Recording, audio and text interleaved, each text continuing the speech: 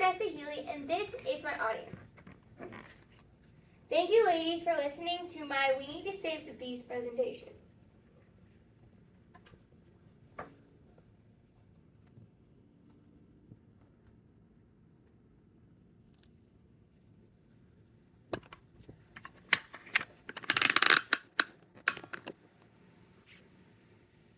Do we need to save the bees? Of course we do, because without the bees, we would not be able to enjoy all the fruits, vegetables, nuts, and honey that we love to eat, or some of our favorite clothes. In a staff compilation from the Pollinators Partnership, pollinators need you. You need pollinators. We need to save the bees because somewhere between 75 and 95% of all flowering plants on Earth need help with pollination.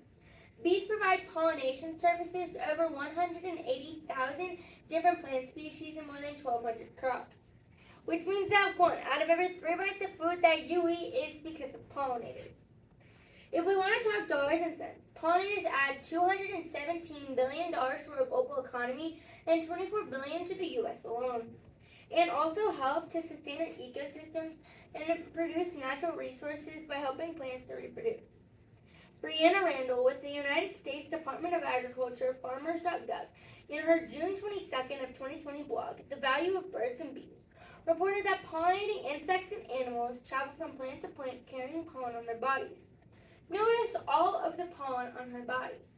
This vital interaction allows for the transfer of genetic material that is critical to the reproductive systems of most flowering plants.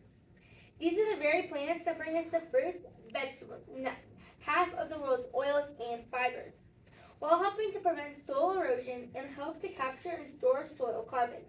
This nearly invisible ecosystem service is a precious resource that requires attention and support. And honeybees are responsible for 80% of global pollination. Melissa Rapaport-Schiffman reported on February 23rd of 2021 in Why Do We Need to Save the Bees from the Project Hive Pet Company in the United States. Over 24 million acres of grassland has been converted to cropland, causing the bees to lose a vital source of flowers and pollen throughout the entire year. Acres available and bee populations have also decreased because of the widespread use of pesticides across the United States and in Texas because of our large number of cropland acres. Another reason why we need to save the bees is there would no longer be any cotton to harvest. Cotton is the highest dollar grossing crop in Texas, and Texas is the largest producer of cotton in the United States. Texas cotton alone generates $1.6 billion for farmers and $5.2 billion in statewide economic impact. In 2021, Texas State Senator Judith Saffirini introduced a bill to promote pollinator-friendly landscaping under solar farms, but this bill was vetoed. This year, in 2023, she will introduce pollinator-friendly bills to protect Texas's native plants, wildlife, and bee populations. According to Luke Metzger's article and video, Texas Senator Judith Saffirini is working to save the bees from February 2nd of 2023. In an undated report on the website Sustainability for All, What Would Happen If Bees Disappeared, with the author not listed, the United Nations stated that there are 100 crop species that provide 90% of food around the world, and 71 of these are pollinated by bees. On this continent, bee populations have declined by 30% per year in some areas. If bees were to become extinct, there would be widespread malnutrition, as pollinated foods are more natural and healthy. And because of this, many non-pollinated foods do not contain the vital vitamins, minerals, and nutrients that our bodies need to survive. Now, how can we save bees? We need to make more room for bees. Farms that are closer to natural habitats produce more crop yield because they attract more pollinators. We can also use it by using more bee-friendly chemicals. Homeowners can help too.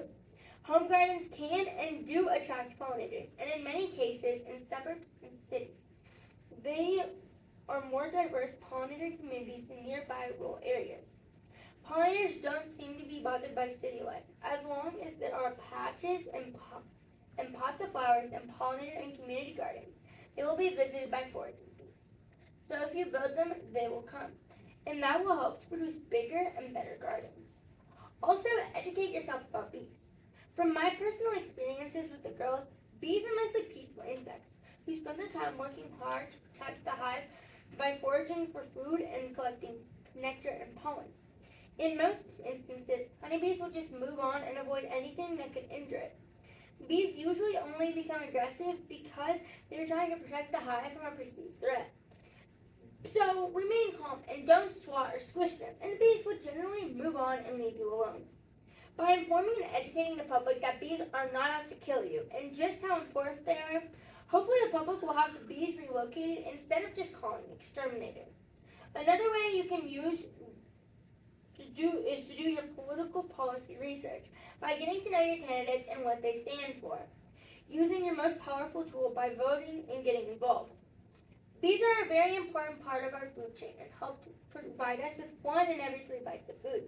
They are also responsible for over 80% of global pollination and have a huge impact on our economy.